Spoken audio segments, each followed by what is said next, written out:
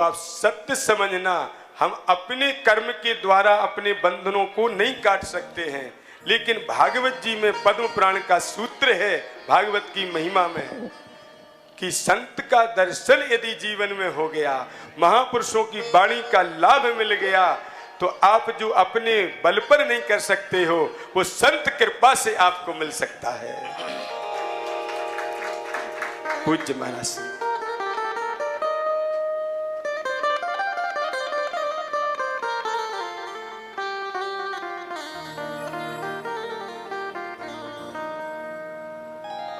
श्री कृष्णाय वयं नुमः। श्री कृष्णाय वयं नुमः। श्री कृष्णाय वयं नुमः।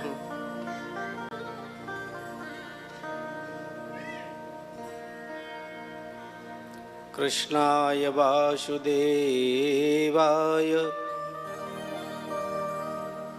हरये परमात्मने प्रणतक्लेशनाशाय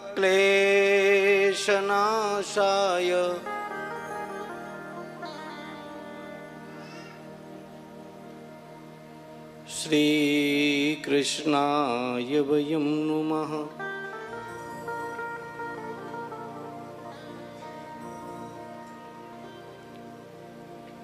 यहाँ उपस्थित प्रातः स्मरणीय व्यासपीठ पर विराजमान पूज्यपाद आचार्य श्री भगवत शरण जी महाराज,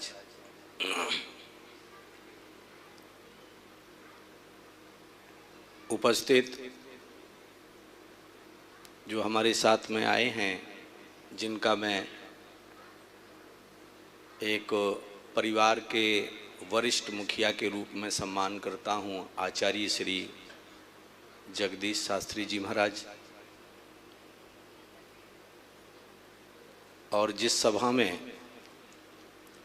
नेतृत्व विहीन सभा होती है, जिसका कोई नेतृत्व नहीं करता, जिसका कोई राजा नहीं होता, वो प्रजा अनाथ होती है। तो ऐसे इस सभा में हम सबका स्वागत करने के लिए, व्यवस्थापक के रूप में व्यवस्था संभालने के लिए हमारे राजा जी, और यहाँ पाठ पर जो श्रीमद् भागवत जी का पाठ कर रहे हैं, सप्ताह पारायण का, सभी आचार्यगण और संगीत के सभी सुस्वर आचार्यगण, आप सभी को नमन। यहाँ उपस्थित प्रबुद्ध श्रोताओं, मातृशक्ति, आप सभी को वंदन। पहली बात, हम आपको ये प्रमुख रूप से बता दें कि श्रीधाम वृंदावन वैष्णवों की नगरी है। ये इतना पावन पवित्र तीर्थ है जिसकी हम लोग अपनी वाणी से कोई कल्पना नहीं कर सकते। यह अकल्पनीय है। किसी को अनुभव हुआ हो न हुआ हो मैं नहीं जानता, लेकिन चूंकि मेरा ये विषय नहीं है, मैं धर्म से, कर्म से, साधना से, या ऐसे मान लीजिए कि रामचरितमानस में एक भीलनी, एक सबरी राम से कहती है कि प्रभु मैं इस योग्य नहीं हूं कि मैंने आपका दर्शन प्राप्त कर लिया।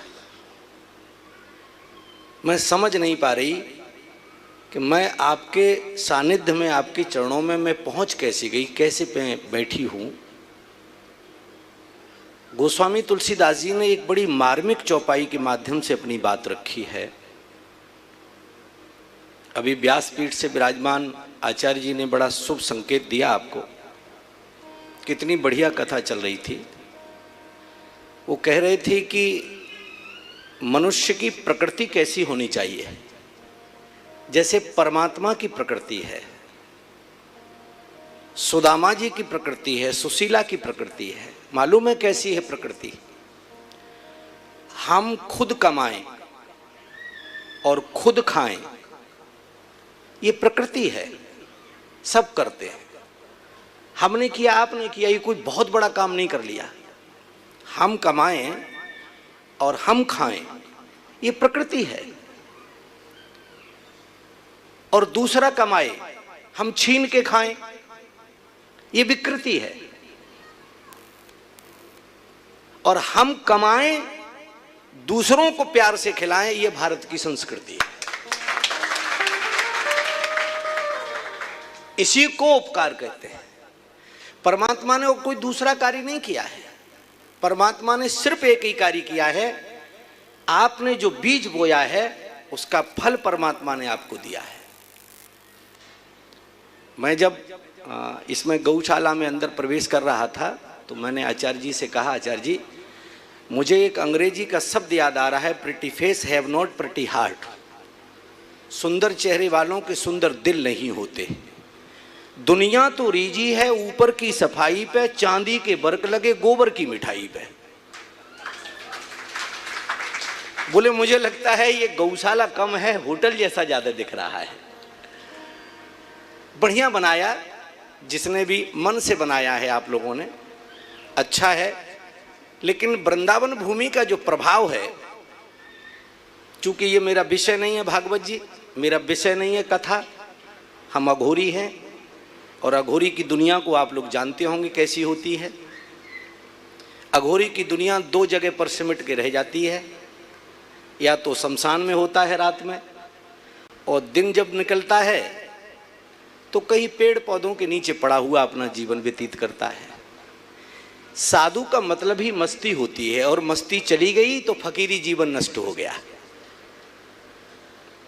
श्रीधाम वृंदावन में हमने 4 वर्ष आने के पश्चात, ये पूरा ब्रज जानता है, 4 वर्ष हमने दूसरा कोई काम नहीं किया। मैंने सिर्फ व सिर्फ यहाँ पर महापुरुषों को खोज खोज करके दर्शन किया कि इस धरती पर कितने महापुरुष हैं जिन्होंने मालाएं जपते जपते उनके हाथों में ठेक पड़ गई, जो एक एक टुकड़ा पानी में डाल करके मधुकरी का 7-7 दिन खाते थे और सिर्फ व सिर्फ कहीं एकांत में छुप के भजन करते थे। उसका प्रभाव है कि आज हम उन महापुरुषों के दर्शन करके, उन संतों के दर्शन करके और उनके प्रभाव, उनके आशीर्वाद से श्रीधाम वृंदावन में समय व्यतीत कर रहे हैं। बीज कभी नष्ट नहीं होता। तो एक जाति की भीलनी है, पढ़ी लिखी नहीं है। और देखिए यहां विषय व्याकरण का नहीं है। यद्यपि व्याकरणाचार्य को या जाति से हम ये कह लें कि ब्राह्मण को, ठाकुर को, बनिया को, यदि हम जाति से खोज करें या पैसे से खोज करें या हम अपनी विद्वता से खोज करें और ये कहें कि परमात्मा हमारे हिस्से में आ जाए, तो ये संभव नहीं है। इसलिए संभव नहीं है कि केवट कौन छत्रधारी, ताकू निहोरत राम, और भेंट भरी अंग निषादु बन जारी है। केवट कोई ऊंचे कुल का था, जाति का मल्लाह था, भगवान गले मिले। निषादों के यहां भगवान ने भोजन किया, श्रृंगवेरपुर में जाकर के रहे, वहां जाति सब भूल गए, धर्म भूल गए। और सबरी जिसने कभी वेदाध्ययन नहीं किया, एक दिन भी किसी क्लास में, किसी स्कूल में पढ़ने के लिए नहीं गई, और उसके यहां भगवान चल के जाते। मात्र वो एक ही काम करती थी, मालूम है कौन सा? रामा रामा रटते रटते बीती रे उमरिया, रघुकुल नंदन कब आवेंगे, भिलनी की झुपड़िया। कोई पता नहीं कब आएंगे, एक ही आस में जीती थी, कब आएंगे मेरे राम परम हितकारी, रास्ता खोजत सबरी की नजर गई सारी। सारा जीवन चला गया प्रतीक्षा करते करते, लेकिन भगवान मिले उसे। भगवान की प्रतीक्षा यदि हम सच्चे हृदय से करें तो वो मिलता है। आजकल पूरा देश, पूरी दुनिया, पूरा विश्व महामारी के दौर से गुजर रहा है, किंतु प्रबुद्ध श्रोताओं, सच्चाई कहने के बाद या सच्चाई को समझने के बाद शायद हो सकता है कि इसका बहुत बड़ा विस्फोट हो जाए। हम साधु लोग हैं, हम इसे मानते नहीं हैं। इसलिए नहीं मानते हैं कि जिसके हृदय में, जिसके रंग में, जिसके रक्त में भगवान नाम समा गया हो, जो भगवान के ऊपर विश्वास कर चुका हो, वो महामारी से उससे क्या फर्क पड़ता है। लेकिन इतना जरूर याद रखिएगा कि महामारी में एक चीज को सिद्ध कर दिया है हमारे ऋषियों ने। आज से 500 वर्ष पहले, 5000 वर्ष पहले एक भविष्यवाणी की थी। ये कहा था शास्त्रों में कि जल देवता है, पवन देवता है, इनको देवता के रूप में इनकी पूजा करो। तो मेडिकल साइंस ने इसको ढकोसला बताया था। वो पवन कोई देवता हो सकता है, लेकिन आज 2021 में ये सिद्ध कर दिया है कि पवन देवता है, क्योंकि ऑक्सीजन के सिलेंडर पीठ से बांध के घूमने के लिए तुम्हें विवश कर दिया गया है। ये आपको मानना पड़ा कि वायु देवता है, और अब आने वाले समय में आपको ये मानना पड़ेगा कि जल भी देवता है। आज हम बिस्लरी की बोतल 20 रुपए लीटर की खरीद करके मोल पीते हैं, और उस भारत भूमि में रह करके हम डीजल पेट्रोल के रेटों के लिए रो रहे हैं। उसके रेट अगर बढ़ जाएं तो क्या फर्क पड़ता है। आप पानी मोल लेके पी रहे हैं जहां गंगा यमुना की अविरल धारा बहती है, और जितना बिस्लरी लेकर के आप लोग पी रहे हैं उतना ही सबसे ज्यादा बीमार पड़ रहे हैं। आप लोगों ने एक शब्द सुना होगा, हमारे घर के लोग, ग्रस्त लोग कहते हैं, ए बिना वजह उंगली क्यों कर रहे हो, कहते हैं ना। एक छोटी सी मशीन आ गई है चाइना की, वो घर में रखी है, दिन भर में बिना वजह उंगली करते हैं उसमें। कोई पल्स रेट नापता है, कोई ऑक्सीजन, और टेंशन में आ जाते हैं। अरे भैया बिना वजह उंगली मत करो, क्यों टेंशन पालते हो। ईश्वर ने जितनी आयु आपको जैसे दी है वैसे ही आपको जीना है, इसलिए भगवान के ऊपर विश्वास और भरोसा रखो।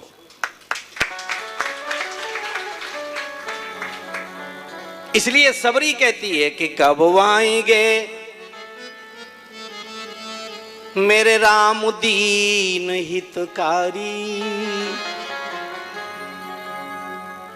रास्ता देखत सबरी की नजर गई सारी।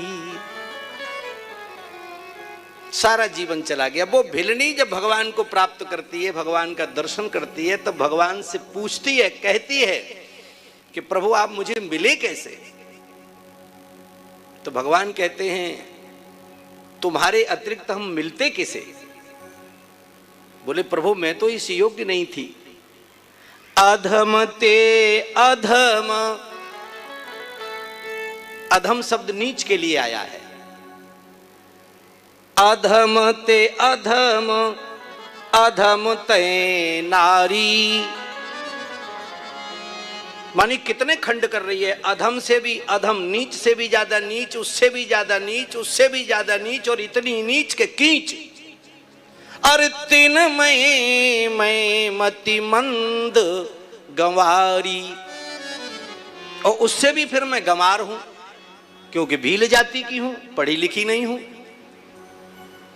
और फिर आप प्रभु मुझे मिले, गंवार को मिल गए आप। तो भगवान कहते हैं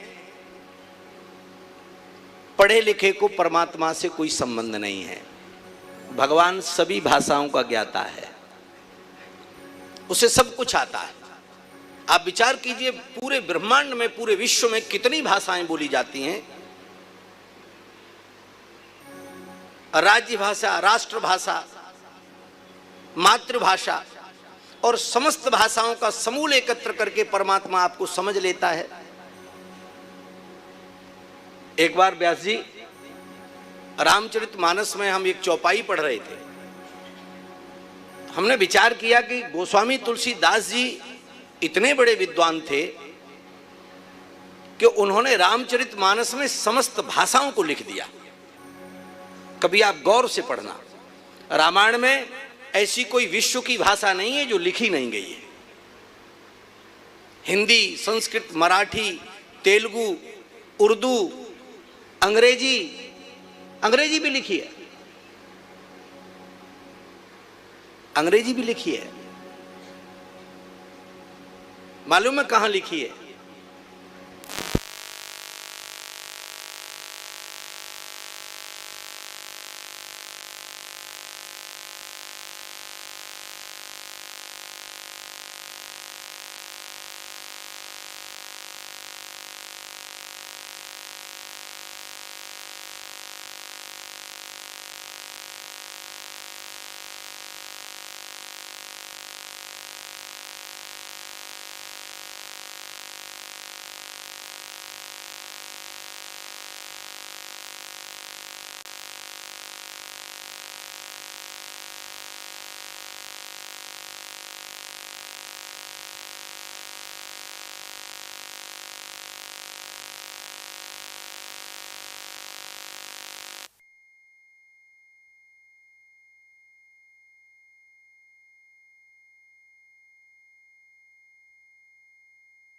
सुशीला का जो जीवन है बड़ा विचित्र जीवन है।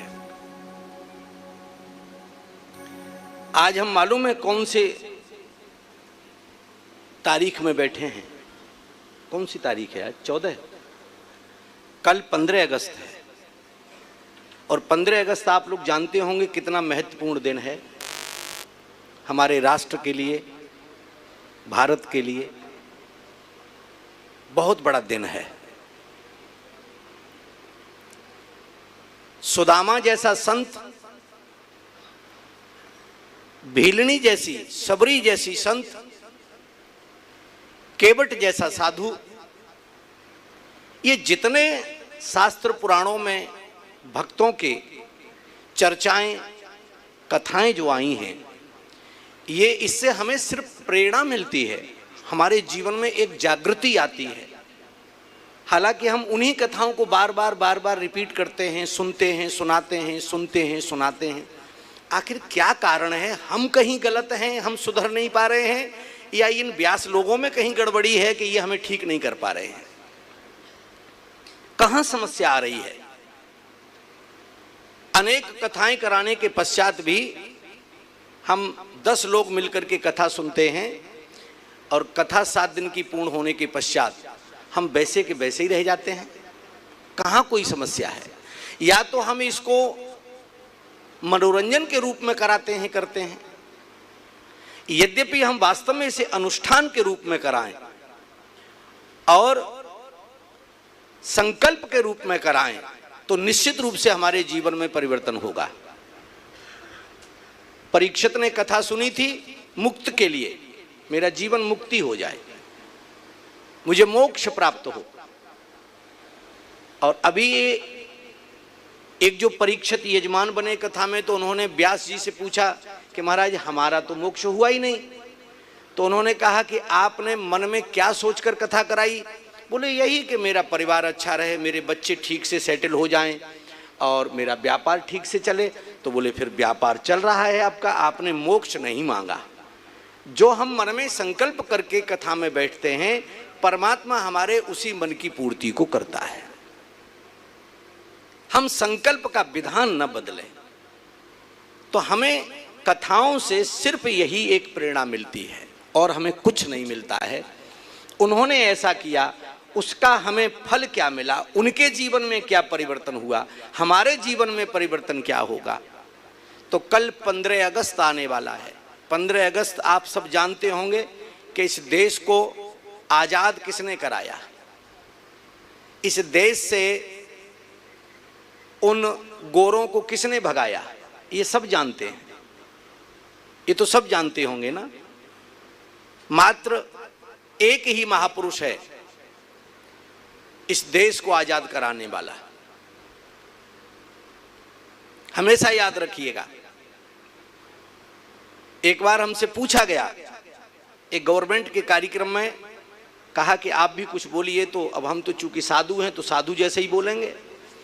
तो हमने कहा इस देश को स्वतंत्रता प्रदान करने में, आजाद कराने में यद्यपि किसी की भूमिका है तो वो सिर्फ व सिर्फ एक महात्मा की भूमिका है, साधु की।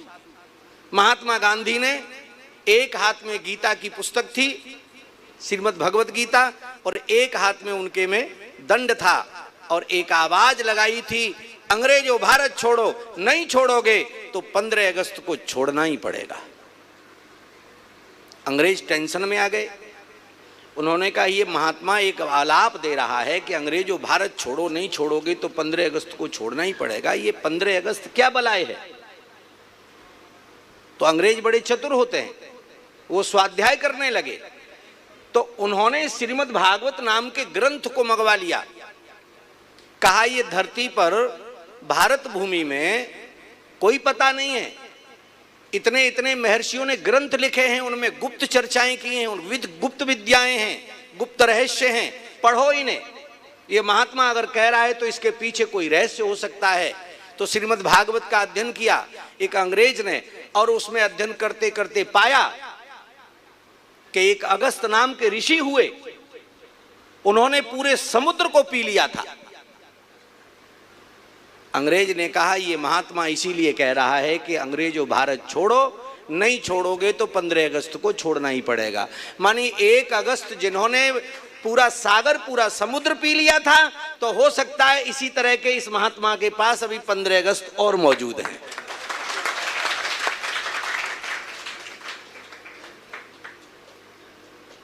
तो वो घबरा गया और उसने सबको यही रूमर, यही प्रचार कर दिया।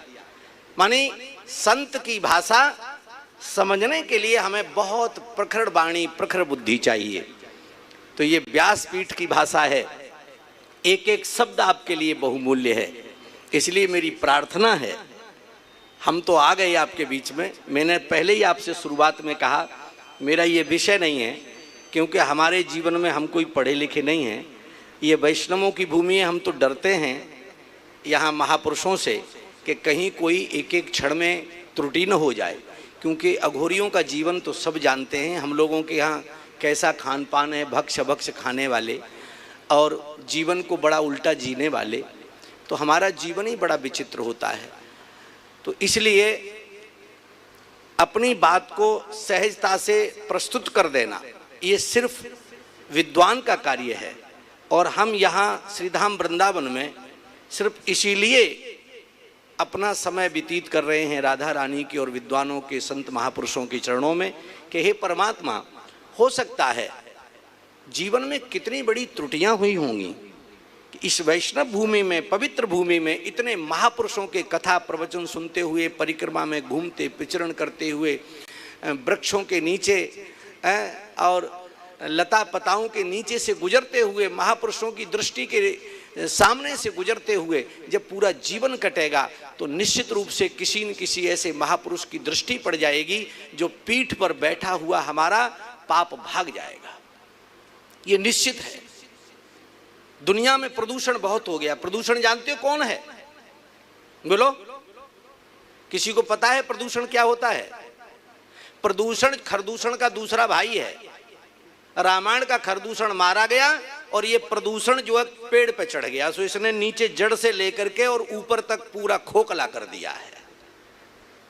इसको हमें मारना होगा।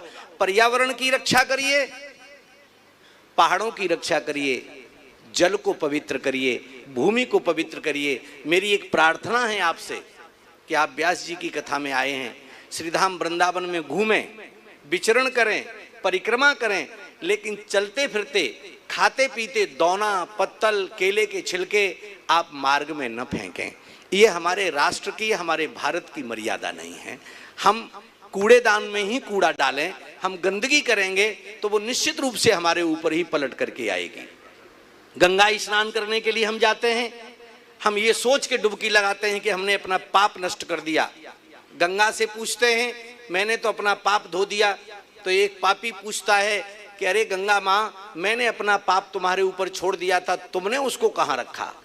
तो गंगा ने कहा तू मुझे दे गया था और उसके बाद में मैं भागी अपने बेग से और अविरल धारा के रूप में भागती भागती गई और जाकर के समुद्र में जंप मारी, तो बोले मैंने उसे दे दिया। तो वो टेंशन में आ गया, उसने कहा कि भाई समुद्र के पास पाप ज्यादा इकट्ठे हो गए होंगे, जाने कितने मेरे जैसे लोग स्नान कर गए गंगा में।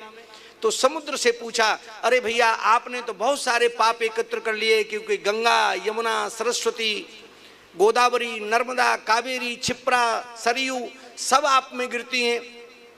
समुद्र ने बड़े मुस्कुराते हुए कहा, बोले हाँ मेरे पास सबने